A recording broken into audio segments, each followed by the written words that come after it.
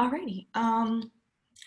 Well, hi everybody. Thank you so much for joining today. I'm really excited to be here with you for our second live session of the Mindful Eating class. My name is Miranda and I'm the facilitator for the Mindful Eating class, and I'm just really excited to be, involved with H.E.A.T education. And so I'll start off with a couple of introductions and just let you know a little bit about the organization. So for those of you who've been following along with us the whole time, this will be information that you've already seen and heard, but for those who might be joining us for the first time, hopefully this will give you a little bit of a picture of what H.E.A.T does, which is, so much more than, just this one class. So the organization is a nonprofit 501c3 for minorities in Gainesville, Florida. And the mission is really to improve the quality of health in the Gainesville community through health education and health promotion. So that is sort of the executive team plus me. I threw myself in there too because I'm the facilitator of the class. But up at the top is our amazing, dedicated leader, Bree. She's really been steering the ship, and we're really, really fortunate to have her with us. Manash is our director of wellness, and she does a lot with data and just, making sure that the services that H.E.A.T provides are really serving the needs and wants of the community.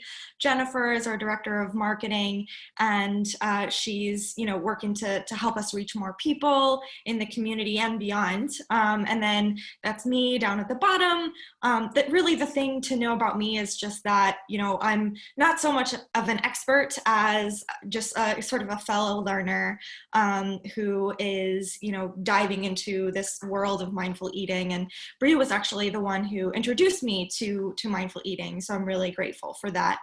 And so, as we go along, I'll be sharing some things that I learn over time. And so today I'll go over a couple of things. But in the meantime, we have, I want to let you know about videos that are already available online for free. You can log in anytime and view them as you're, interested. So the first one is a guided meditation focusing on a body scan, and that's really sort of the introduction to mindful eating, or at least the introduction to this particular course. There's also a recipe demonstration for a watermelon mint feta salad and a watermelon mint lime juice. And then there's a demonstration of planting and harvesting microgreens for those of you who might want to get into growing some of your food at home.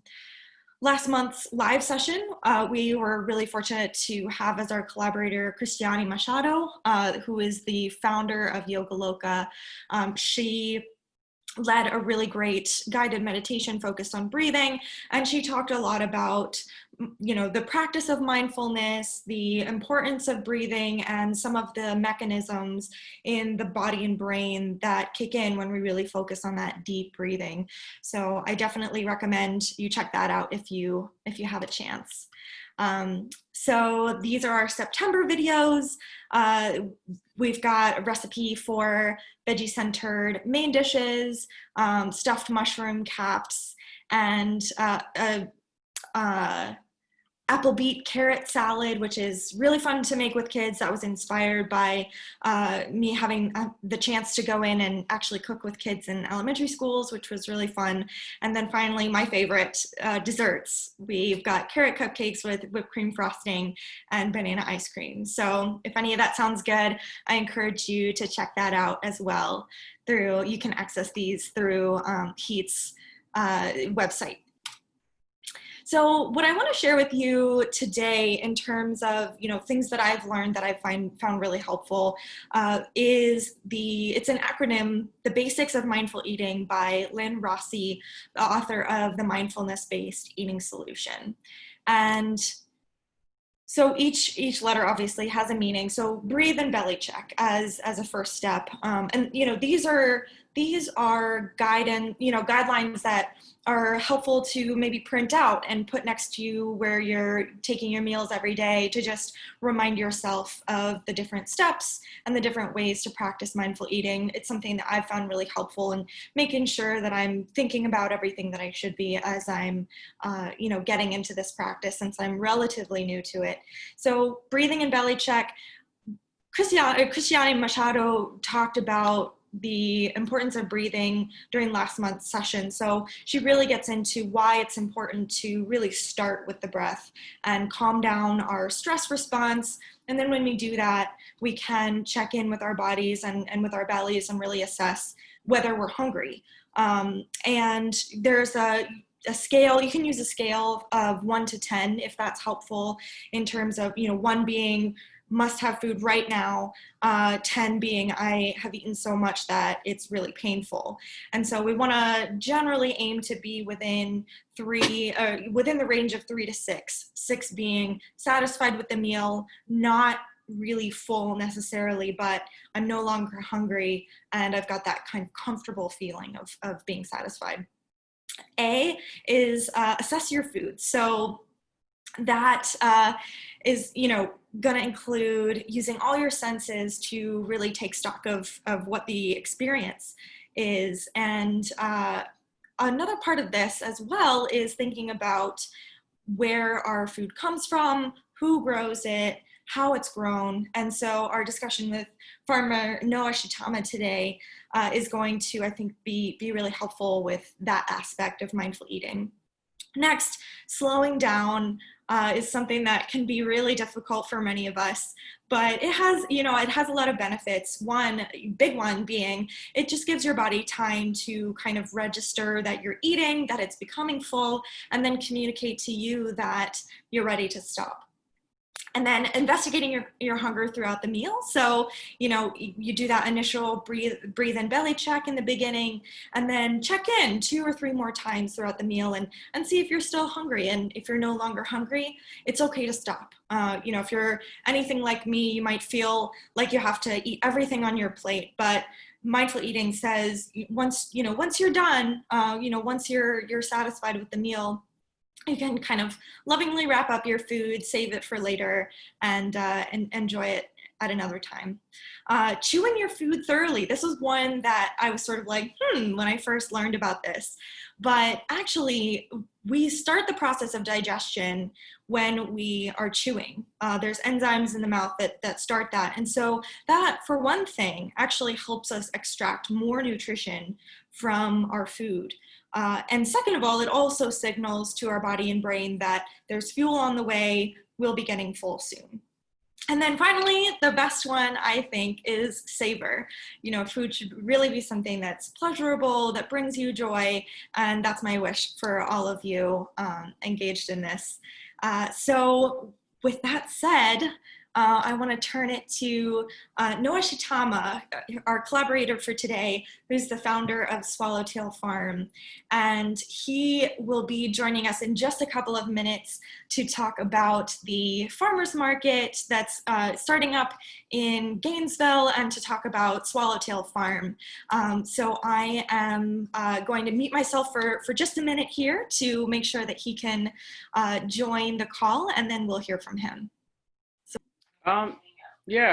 Okay, so I was born in Gainesville and grew up here, and I guess when I was young, had no inclinations toward farming really, but enjoyed a gardening class when I was really young, and basically started the farm, Swallowtail Farm, in 2009. With my friend Zach, after doing several years of carpentry and building work, and kind of getting into gardening during that time as well. And a lot of what I was after, I think, at that time was to learn how to do practical things and to become a little bit more competent in food and shelter and things like that. And so that's been a really neat journey the whole last 12 years of doing the farm. Kind of learning as we've gone, and it's always been a community supported agriculture farm, and so we've always had a community of people who basically subscribe to the farm each season and receive, vegetables seasonally from us on a weekly basis or a bi-weekly basis. And so that's been really gratifying to have that connection with our community in general. But we always went to the downtown farmers market on Wednesdays from the very beginning. That was our first pickup location for the CSA that we did. And when COVID happened this spring, basically, Charlie had a really difficult choice to make because he was, as the manager of the market there, he part of his livelihood is to have the market, and the city really wanted to be safe and kind of erred on the side of caution, and so they basically couldn't agree on what would happen there, and Charlie decided that he would bring the market to Celebration Point. And so that's happening now still, so that's still a Wednesday market out there, but on account of that, it kind of left a void for a lot of us who live on the east side of town, and and a lot of the vendors too, who really appreciated the kind of community spirit of that market. And to Charlie's credit and the city's credit, it really served, both of those functions well for a long time. As both a meeting and social community gathering place, and also as a food access point for a lot of residents. So basically, my family has a woodworking company at the Baird Center, which is right across from Depot Park, and they've been there for 40 years, and started Heartwood soundstage in the last 5 or 6 years, and we kind of just were looking at that space and imagining possibilities for it, and our friend Rada had brought up the idea of a market, and so that's what we're doing now. We're going to start next Thursday, and it's really exciting. We've got a lot of folks that we spent many years as market vendors, companions with at the downtown market, and several other folks who are we hadn't spent as much time with, but we're excited about. So that's kind of the short version, I guess. That's awesome. Thanks so much for sharing that. And it is really exciting. So I guess we can go ahead and open it to questions. I've got some that I'd be interested in asking, and then anybody else who's on the call, if you want to just drop questions into the chat, I'll be sure to integrate those into the discussion as well. So Sure. Please feel free to do that. So the first one I have is, so what kinds of foods will customers be able to find at the new market?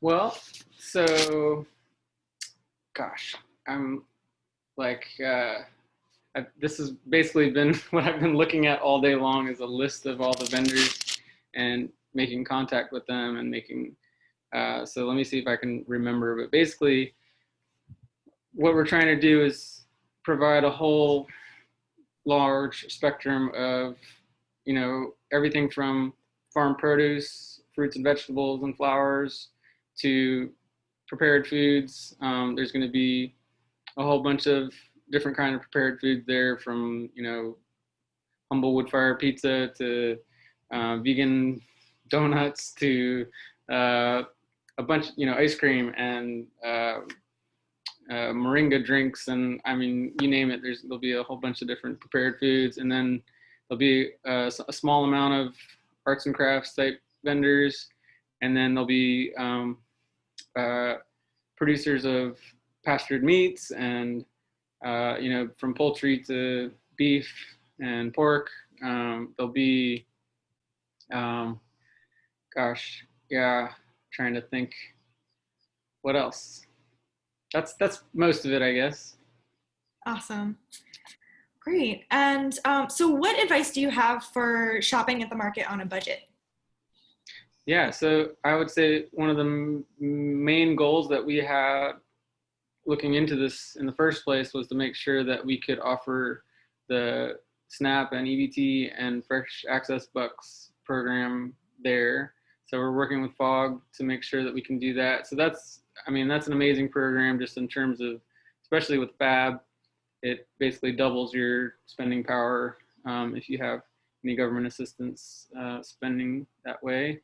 So that's great. And then, I think in general, so many of the kind of confusions and puzzles that people face as consumers with food specifically have to do with not being familiar with where it's coming from and who's producing it. And I think that the farmers market is a wonderful venue for education, basically, in that regard, and understanding all the different, you can have 3 different organic farms and they can all have different growing techniques. But with the farmers market, you'll have an opportunity to meet the people that are growing it, and you can ask them questions in person about what their growing operations are.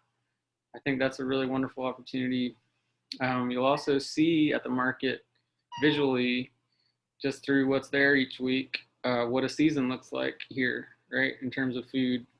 Because, with this market, as with, say, the H.E.A.T market, it has similar guidelines for producers. Basically, farmer vendors will only be allowed to sell what they're actually producing on their own farms. So that means that there's not going to be reselling of things that are not in season at the market. So that's also really helpful as a consumer, I feel like, to see in practice what a season, what food looks like throughout the season. Yeah, absolutely. Awesome. And we have a question from Shannon about Swallowtail. So how old do participants have to be to apprentice on your farm? And I wonder if you can tell us a little bit more about that too. Yeah, I mean, we've had anyone from, probably our youngest folks have been 19 to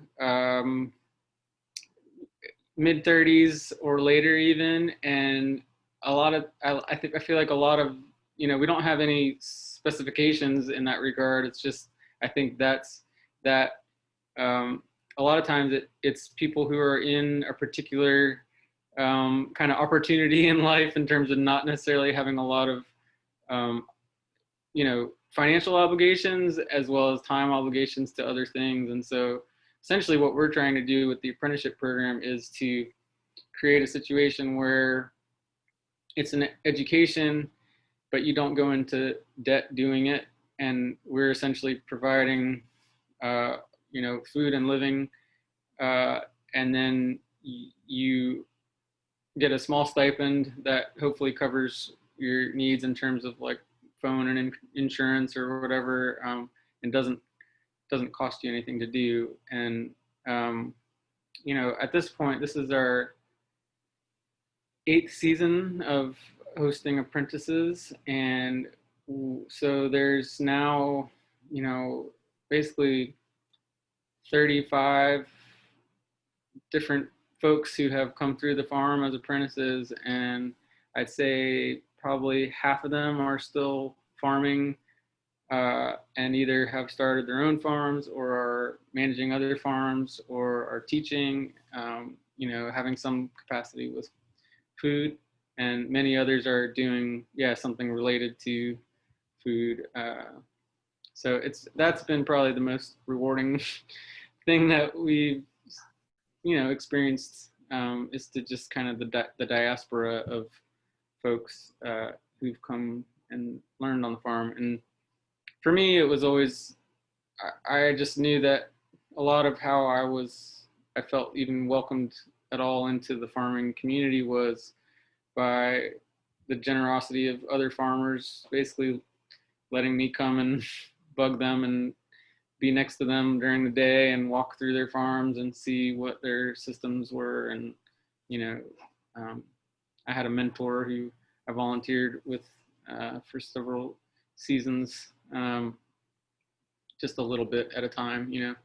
And I just always felt like we need that kind of openness, to allow people into something if it's a wholly new experience, you know.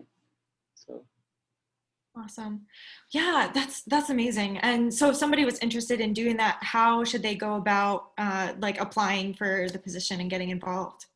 well, we basically always on our website we have kind of an explanation of the apprenticeship program and an application as well. Right now, we just started a season, so we're fully staffed, but nonetheless, we're still generally welcome people to at least inquire about volunteering. Although that has definitely, um, sorry, there's a noise here. Someone's phone is ringing. Uh, we just to be on the safe side, you know, COVID has changed things in terms of visitation a little bit, so that's been challenging. Just just on a principle level, like we've always tried to be a really open farm in terms of visitation. And but yeah, if you're interested, nonetheless, just shoot us an email and let us know, and be happy to have you out somehow. That's awesome. Yeah, and thanks so much, Bree. She's put the link into the chat, so it's www.swallowtailcsa.com. So yeah, definitely encourage people to go check that out. Um, and so on the topic of Swallowtail 2, I'm wondering, you know, what do you think is the most important thing for people to know about farming in the North Central Florida area in particular?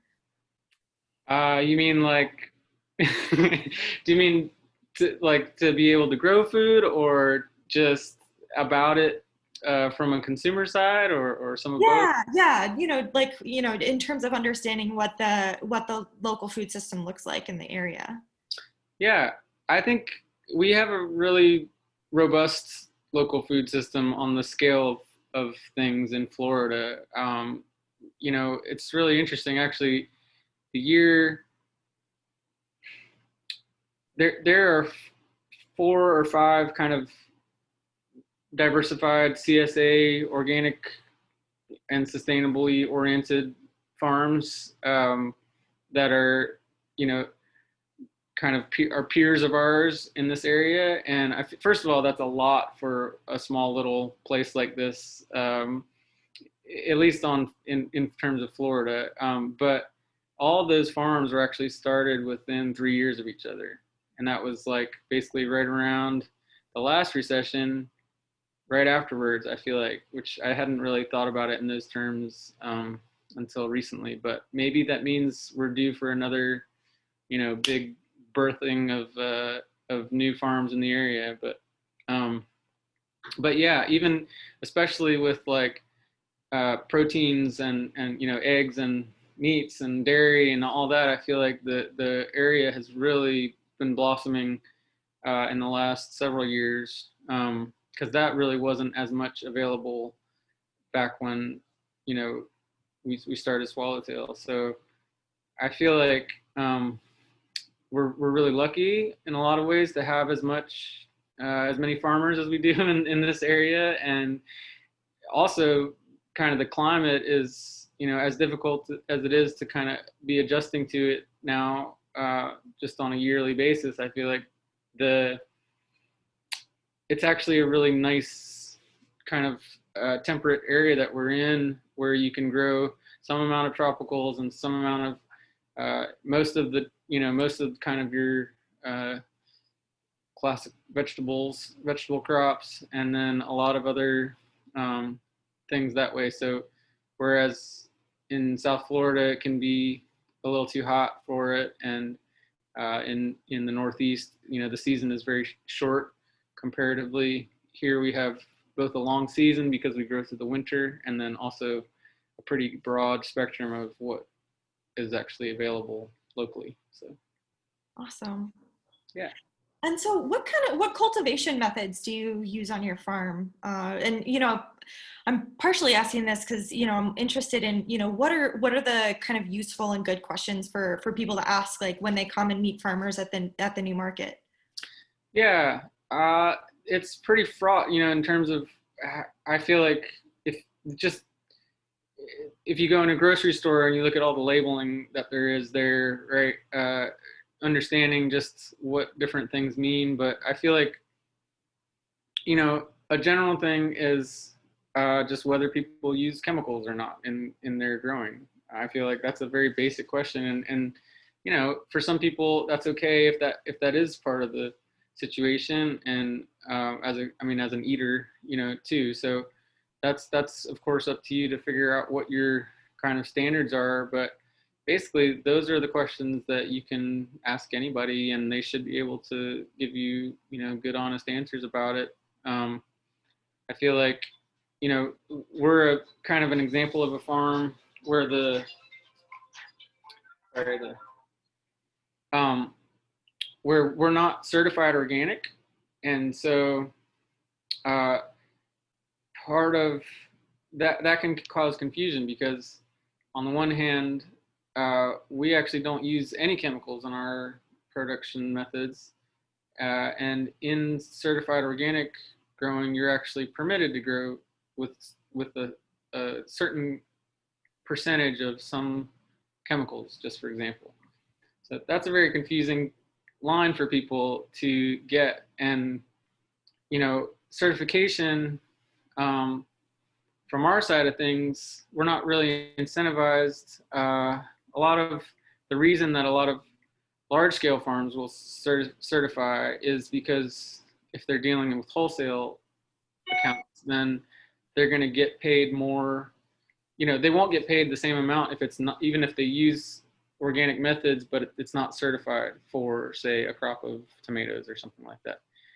For us, because we're selling so directly to our consumers, like there's no middleman. We're not having to meet any pricing scenarios with groceries or things like that. Then we feel like it's a trust-based situation with our customers.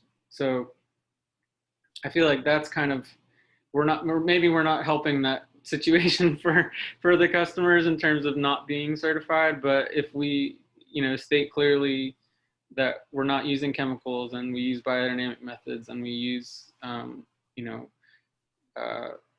we have a super integrated system of livestock and vegetables and fruit and flowers and that kind of thing. There's different terms that are kind of coming into use now, like regenerative agriculture is really much more commonly used just in the last several months.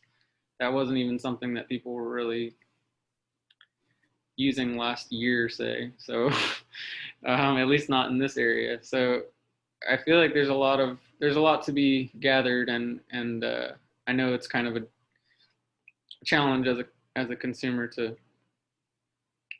have all your questions answered, but that is the main benefit of being able to address people in person. For sure.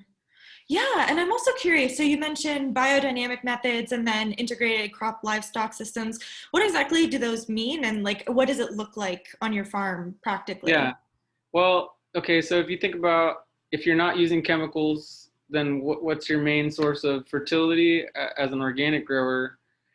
Traditionally, it's always been some sort of manure-based system, right? So if it's a manure-based system, then that means that you need quite a number of animals to provide that. And so that's really always been our ultimate goal, is to have enough animals on the farm. Biodynamics, one shorthand way to think about it is to think about the farm as an entire organism. So rather than just a factory to produce lettuce on, it's something that we're trying to treat the land, the the whole land, that is the farm as a body, and trying to generate health in that body by putting kind of organs, as if you will, like in relationship to one another. So that could be the people, the animals, the food, the all the inputs. And so, say with the livestock, we want to have, yes, we certainly enjoy having milk from our cows. We certainly enjoy having eggs from our chickens. But we also enjoy that they're fertilizing the land as they're on it. And so that's an example of just kind of how to integrate things a little bit. And, I always think about, as a kid, we used to hear about Old MacDonald's farm. And I think that there's a lot more wisdom in that song than what I realized as a kid. And actually that picture of a farm is really a rare reality at this point. Most farms are producing very few things, if diverse at all. And, so we've suffered a lot in terms of quality from monocultures. If you look at the Midwest, the style of farming that dominates really our entire country is monocultures. That's terrible for the land, for many reasons. So anyway, that's a long story, I guess, to get into, but I think it's really interesting, actually, if you have an opportunity to go and visit farms. I think that's a great thing to do too, because really when you go somewhere and you see, you'll get an impression of like how healthy things are just by being there. You'll see how many different living, how many bees and butterflies and birds and things are around, is going to tell you something about the vitality of the soil and the practices that happen there. And I'm not saying that's like the only thing you should be looking for when you visit, but I do feel like these are things that, they are signs of health. And so that's a really good way to familiarize too with just how a place feels being able to visit it. Amazing. Very cool. Yeah, and I've never heard the metaphor of, farm as a whole body system, but I feel like that makes just so much sense. I really love that. That's fascinating. Um, and so, another question I have is, what advice do you have, if any, for people who want to get started with growing their own food at home? Are there any crops or certain methods that are kind of good starting points for people? Yeah, I think, when I think of gardening, that's really how I started farming, was just in Gainesville and in my yard. And um, I always did like a double dig kind of style bed making, where I'd just dig the paths into the bed. Well, first I'd dig the bed kind of itself to loosen up the soil, and then I'd dig the paths into the bed. And then I'd mix in, some black cow, or if you're lucky enough to have, your own animals manure, like if you have chickens or rabbits or something, then you can mix that in. But if you want to buy, a compost from the feed and seed, you can get black cow or black hen and mix that in, and maybe mix in some, depending what kind of soil you have. But, you might want to mix in a little bit of vermiculite or a little bit of, I don't know, you can do all sorts of things to help the soil, peat moss, or, compost from your kitchen, grass clippings, or, leaf litter. And then kind of get it nice and light. And then planting, I'll say, I'll just make a plug for, I think Farmer John brings seedlings to Wards, and they always have a pretty good selection there. I like just getting carrot seeds too and scattering them over the whole area, because they're not going to bother much, and they'll grow all through the season a little bit. now that it's cooler. And then I always mulched with like, some straw, some oat straw or wheat straw over top, or grass clippings, or composted leaves, or things like that. I think there's always going to be a certain amount of fertility that's needed, and so that's kind of where the manure part comes in, or the compost part. But it's really that's pretty simple formula for a garden, I feel like. Awesome. Is the straw on top is that to like keep moisture in the soil? Yeah. So straw, that would be a type of mulch, and the term mulch is like really confusing to a lot of people because it gets used really it's just referring to any covering of the ground. So even on the farm, we'll use like a biodegradable film that's like a plastic kind of mulch, and that's a mulch even. So that can be confusing, but basically, if you look at nature, there's really no part of nature that wants bare ground.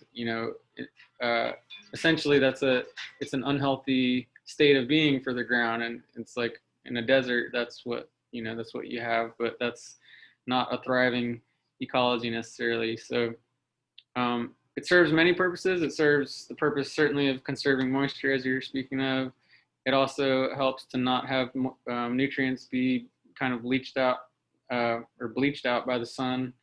If you think about the soil being living, there's billions of microorganisms in a teaspoon of soil, and the way that they live is, how we live too. Like they need food and shelter, and basically, if you don't have shelter, which is the mulch part in the way, then it's a little tougher, and so they'll go deeper down and they'll kind of abandon the top level of the soil. So, which is really the area where the most activity should be happening. So that's kind of just in a nutshell. But if you have decompositional activity on the top level, which is what would happen with any kind of, natural mulch material like straw or hay or leaf litter, then that'll encourage more soil creation too, like by earthworms and things like that. So it helps in a lot of ways. It moderates the temperature fluctuation during the day, which makes it a lot easier for plants too. Their roots are much more sensitive to temperature changes than just their leaves. So a lot of times people think about, like, if they see their plants wilting in the garden, they want to water them, but that's not necessarily what's happening. A lot of times it's because their roots are too hot. And so if they just had some mulch on them, then they wouldn't experience that same stress. So, yeah. That's amazing. There's so much going on, but it's nice to know that there's sort of like a pre-established formula that, in this area. Yeah, so that's super helpful. Are there any particular crops that you've either found really easy to grow in this area or that you've tried and just it doesn't work? Yeah, so that's an interesting question. Like I've ended up out in Alachua farming in a way because when I was growing things in Gainesville, and then I started planting things it was my in-laws at the time, and we were making gardens for them, and everything that we planted out there grew way better. And so I realized that the soils were, kind of magical there. But, on the other hand, like, it's colder up that way. So we can't really grow a huge diversity of citrus very easily out that way. But then we can grow peaches better, for example. And, oh, nice. So it's really dependent on where you are, but I'd say if you want to generalize, like in the Gainesville area, citrus is tough now because of the greening, but I've always loved growing citrus generally because it's a wonderful thing to have in your yard. I was trading my neighbor earlier some key limes for some pomelos, and those are both yard fruits here. You can grow, I mean, I guess fruit trees are kind of in a different category than the garden necessarily, but yeah, I don't know. If you have enough sun, you can grow a lot of your typical vegetables here, especially in the wintertime. Awesome. You mentioned the greening. What is that exactly? Um, well, I honestly am not expert at all with that. I would say my understanding is it has to do with it's like a viral thing that's passed by insects to the citrus trees, but I don't Oh, want to say the wrong thing. So I gotcha. think I think I've heard that if you have the right wasps around, then they will take care of the. I don't want to say the wrong thing, so I'll just say I don't know. Sure, sure. Yeah, I'm sure it's something But that, it's devastated. It's devastated the entire citrus industry in the state of Florida, basically. So there's hardly any citrus being grown uh, in all the Citrus County has almost zero citrus now, for example. So. wow. Yeah. Yeah, I'm gonna have to do some research on that. I mean, it sounds, you know, pretty interesting and also devastating, but something good to know about for sure. Yeah. Um, so yeah, so we just have a few minutes left of our discussion. So is there anything that we haven't covered that you think is important for people to know, either about the farmers market or how to get involved with Swallowtail, or just, anything else you want to leave us with? Well, I just want to give you know support and props to all the farmers that I've had the pleasure of working around and with, and uh, you've got some really dedicated people around that are growing really wonderful food in this area, and I feel like um, yeah, it's worth getting to know them and visiting. I think uh, now is, like I said, it's a little challenging with COVID just in terms of figuring out the visiting part, but most of the farms, because it's outdoors and it's not that hard to space that way, then I feel like there's Grow Hub too on the east side of town is an amazing situation. There's basically people with disabilities are being given work with in agricultural work, propagating plants and growing stuff out there. Uh, and there's Melissa Desa with Working Food, and Grow Hub is doing the Southern Seed Project, which is really or Southern Heritage Seed Project, which is a really neat seed source. So that's a good thing to know too as a gardener here. Um, you know, Jordan Brown and has the Family Garden, and Cody Galligan has Siembra Farm, and those are both over on Southeast 15th Street. Those are both amazing vegetable farms that are right nearby. Um, Frog Song is out in Hawthorne. They'll be at the market uh, this coming Thursday. There's actually our friend Val she's farming seafood now out in Cedar Key, so we get clams and oysters from her on a weekly basis. Our friend Joelle, who apprenticed at Swallowtail, now has her own poultry production going on her farm. It's called Old Fashioned Home Farmstead. Sorry, the Old Fashioned Farmstead.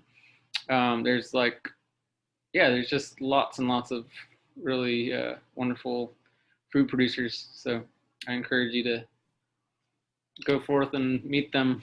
Absolutely. Amazing. Well, thank you so much. I'm so grateful. I've learned so much in this discussion. So much amazing information. So Well, I'm yeah, so grateful that you're able to join us thanks today. for having me. Yeah. So I guess I will, feel free, anybody else on the call to pipe in with any final questions, but I guess I'll go ahead and share my screen one more time to kind of wrap things up. So I just want to let people know what's coming up in October for the pre-recorded videos. We'll do, some kitchen hacks, just like, quick and easy prep for fruits and vegetables, some tool and equipment substitutions, and then some snacks in a jar, featuring pumpkin pie in a jar, which was Bree's idea. So I'm super excited about that. And for those who are joining the class, you'll be receiving a survey asking you what you thought about the session, and we'd certainly appreciate any feedback that you might have. And that's how you can get in touch with H.E.A.T. There's our Facebook, Instagram, email, and website there. I definitely encourage everybody to check out all of the classes that are available through H.E.A.T. There's this amazing team of yoga and meditation instructors, financial health instructor. So I definitely would urge people to see what's available through H.E.A.T. Bree's been busy for sure. So yeah. So thank you all so much. It was great to see all of your faces. Thank you guys so much for participating. Sorry, my allergies. I love my honey. I've been downing it like crazy. But yeah, thank you guys so much for participating tonight. We do have our Facebook, our Instagram, our website, our email, our phone, our LinkedIn account. We got it all. But you guys can bug us. We will have more local farmers come into this class. This is only one series, but Miranda's Mindful Eating class always is on the last Friday of the month. Is a live class, and then throughout the weeks we have drop content for videos that she does leading up to the last class of the month. So Miranda's been very kind to do this mindful eating series. I'm very excited about the pumpkin in the jar. That's actually my favorite because November is just around the corner and pumpkin pie is my favorite. And to battle my sweet endeavors, because I can eat a whole pumpkin pie, right? Use a mason jar to put all my ingredients in because I love pumpkin pie. So to caveat the smaller portion size that we should all be eating, I put it in a mason jar. Thank you so much, Noah. I look forward to seeing this great farm at Gainesville at Heartwood, which is really cool. I think it's located over there in Depot Park area. Yeah, it's right across the street from Depot Park, just to the north. So yeah. Guys. Awesome. Thank you so much. Thanks so much, everybody. Have an awesome night. Yeah. Good night, you guys. Thanks again, Noah. I really appreciate it. Thank you, Miranda.